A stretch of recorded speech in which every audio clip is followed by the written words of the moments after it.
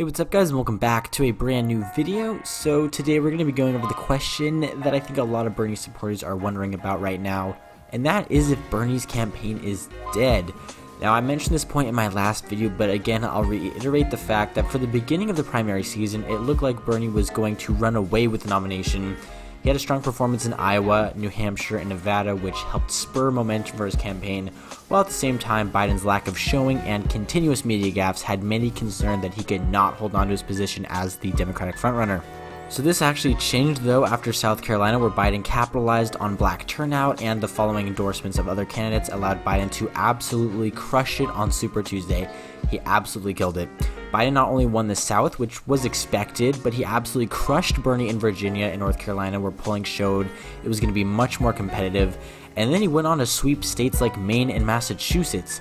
Like, those northeastern states were almost certainly going to Bernie, according to literally every media pundit, every poll, and political commentator.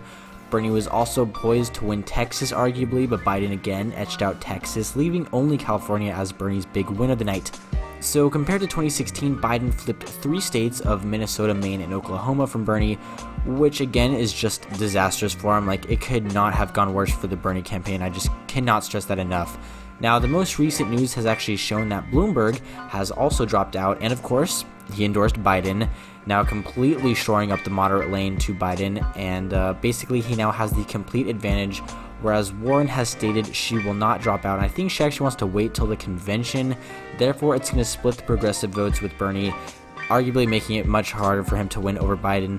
You can see this in Maine and Massachusetts. It is just very hard for, Bernie to overcome that progressive split that Warren is bringing.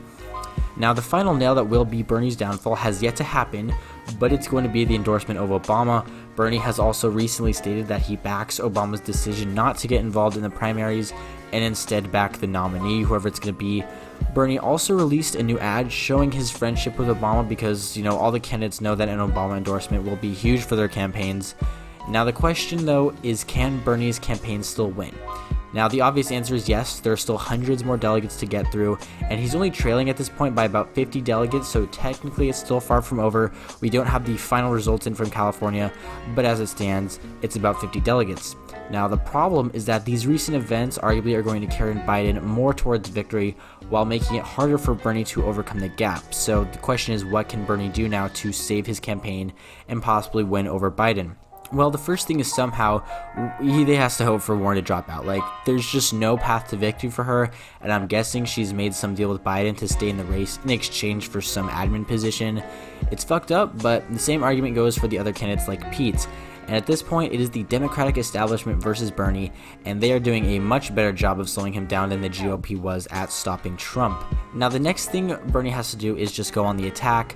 Especially during the debates, there's just been little pressure from Bernie onto Biden, and he needs to explain why his policies are arguably better, why he is more electable than Biden to beat Trump, arguably because Joe Biden just has no energy and he can't even fill the crowds to half the size of Bernie's crowds.